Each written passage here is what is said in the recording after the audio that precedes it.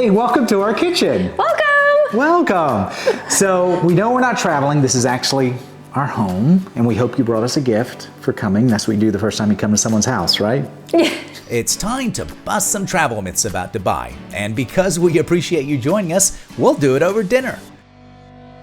Stick around as we look at common travel tips about Dubai that, well, aren't good or even true in our opinion, all while Wendy shows you how to prepare a popular dish from Dubai. We hope you enjoy this video, and as we've never done anything like this before, we would love to hear your thoughts in the comment section below. We thought we'd try something a little bit different because before we went to Dubai, we did a lot of research. And there were five things that we thought were true and we prepared for, and basically in some cases booked our holiday around these myths. And we wanted to bust these for you in case you were planning to go to Dubai so you didn't have the same misunderstanding about stuff that's out there that really isn't how Dubai is, right? So what we're gonna do is Wendy is making shawarma. Did I say that right? I think so. So basically this is something that, yes, it's native to Dubai, it's native to the UAE, but it goes beyond that country, right? Yes, the first time we actually had it outside the US was in Greece when we actually got married, and we got married in Santorini, and then we took our honeymoon throughout Greece, but we found a fabulous shawarma place. In fact, it's one of our top 2, 3 dishes that we had when we were in Greece. Anyhow, so if you think of it as basically a Middle Eastern sandwich. I am making it with tzatziki sauce and with a Mediterranean salad. So right before we started recording, I actually made it. It's a tzatziki sauce. It's made with Greek yogurt, and the primary ingredient is cucumber.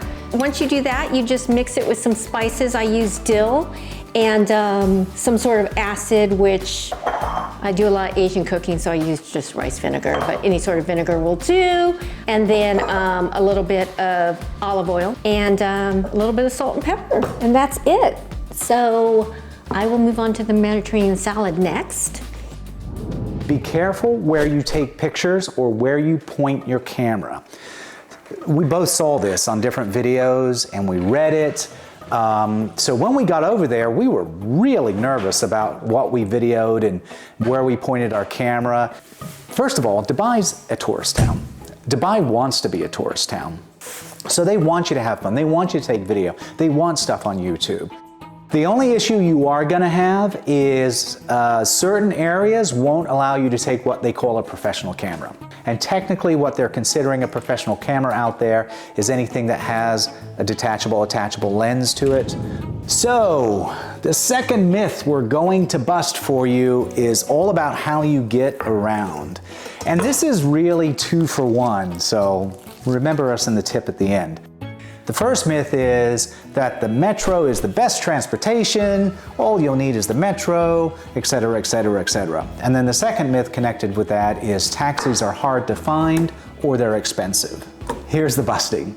The metro is new, right? It's clean. It's clean, beautiful. It's beautiful. Some of the stations. But you know what? It's limited. It only, and you're the one that pointed this out as soon as we started looking at the map, it basically goes up one of the main arteries, one of the main roads, and it drops you off along that road, but if you want to walk to any of the areas that you want to see, you said at one point, I think it was Al Arab, you said it's a 20-minute walk from the metro station, right? Yep. And sure, 20 minutes isn't a lot unless you're in the Dubai heat.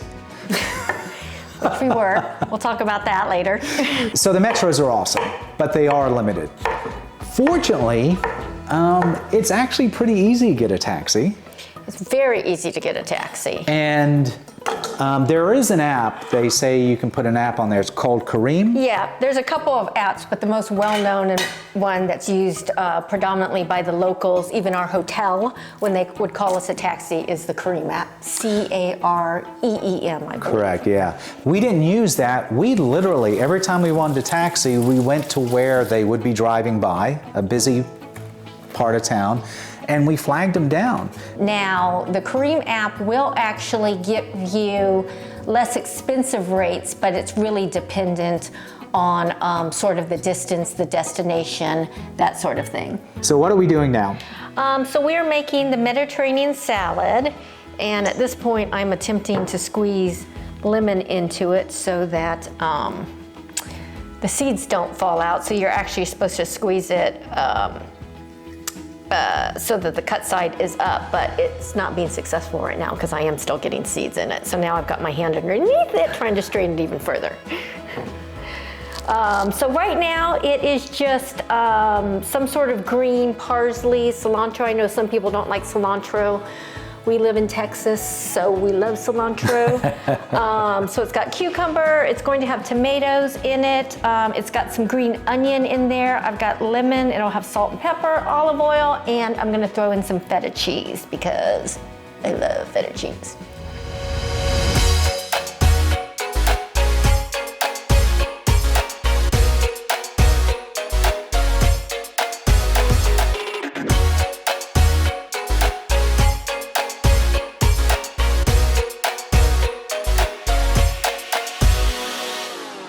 All right, so this is Mediterranean salad. It is cucumber, tomatoes, green onion. I use cilantro. You could use parsley if you don't like cilantro. Feta cheese, and then it has salt, pepper, lemon juice, fresh lemon juice, and olive oil. So what stage are we at now, baby? We are prepping the chicken slices for the shawarma. It has to marinate a minimum of 3 hours, so that's why we're doing it now. Okay. So while she starts doing that, ooh, it's an onion. Everyone lean back. So the fourth myth that we are going to debunk, and this is a big one really, because we have pretty much decided that, well, this is going to slightly change to how we do our vacation, but obviously it wasn't the only reason we vacationed, and that is that you can't drink in Dubai, and if the few places that do sell it, it's expensive. Yes. Right? We heard that a lot, and we're like, well, we just won't drink, it's not a big deal. Well, it is a big deal. but we're not raving alcoholics. We don't Yes. have to drink. Yes, we don't get the shakes or anything Right. if we go without alcohol. So, I mean, let's be honest, babe. well, at least some of us don't. So anyway, here's the thing. You can pretty much buy alcohol anywhere in Dubai. Yes.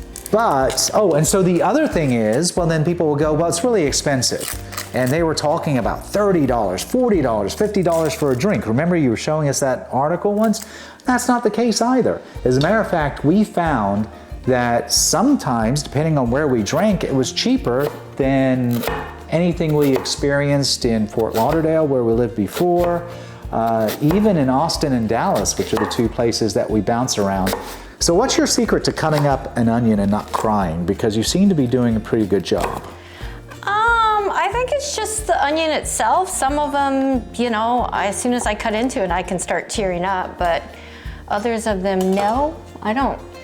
I know there's all kinds of myths on what you can do to prevent it, but that's what they are. They're myths. You can't really prevent it. If it's gonna make you cry, it's gonna make you cry. School of Hard Knocks, I like it. Yes, it is.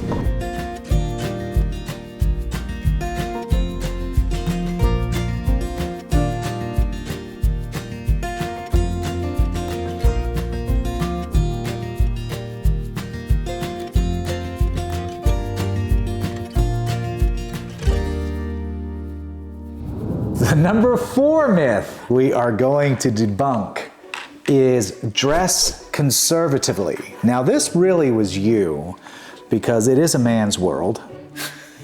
Yes, it is. And no comment. yes, men get away with so much more than they should. So this was something that we planned for well ahead of going to Dubai. We went out and did special shopping trips and just explain to everyone what you went through to find the right clothes. Because first of all, it's recommended that women cover their legs and shoulders and even sometimes the head when you're dressing in Dubai. And even when it's the head, sometimes it includes your hair. Like you can't even show your hair as well. So You know, a lot of that was around, you know, entering mosques and places of worship, which is fine. We're used to that, having traveled quite a bit. But we had read that there was just your everyday dress as you were out and about needed to be a lot more conservative as a woman. So it was things like your knees had to be covered, you know, no low-cut blouses or anything like that.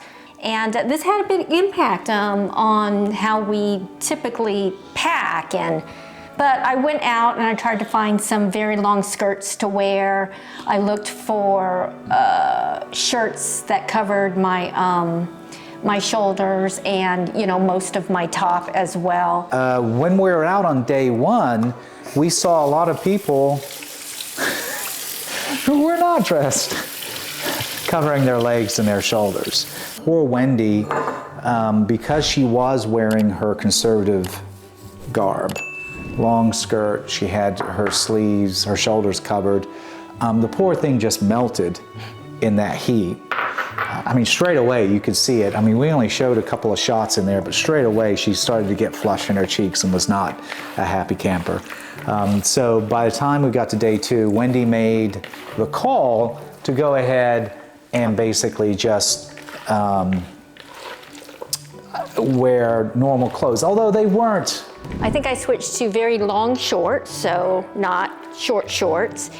And I did have a tank top on, but except for the hike over to the old souks, I did have a covering over that. And then I did peel for a little bit, but I did put it back on as soon as I cooled down. But again, remember, these are the tourist areas. We never made it out to the desert. We just didn't have time. We never made it out to any real local and traditional neighborhoods.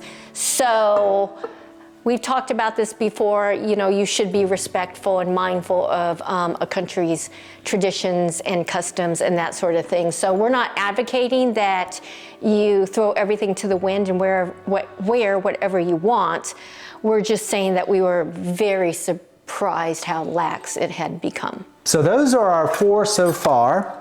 We've got another one coming along, and we've got some bonus tips for you as well. So don't go anywhere.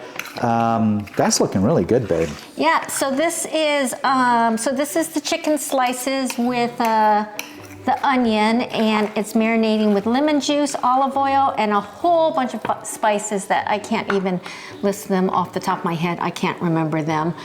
But we'll put a link to the recipe down below.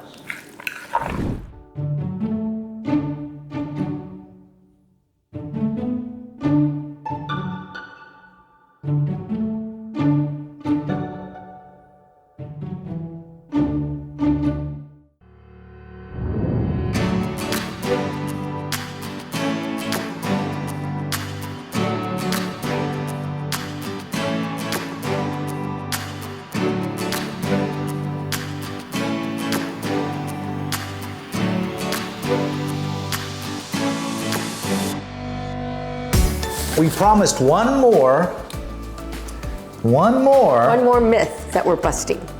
one more myth that we're busting. And we saved the best till last. We have to say that, right? Yes, we do. have to say that. So, PDA, public displays of affection. That's a big deal in that whole part of the world. Yes. Right? Of course, I learned that from watching Sex and the City. What happened in Sex and the City? Let's just say that Samantha, if anyone's ever watched that, had an incident with the police and was kicked out of the country because of too much PDA.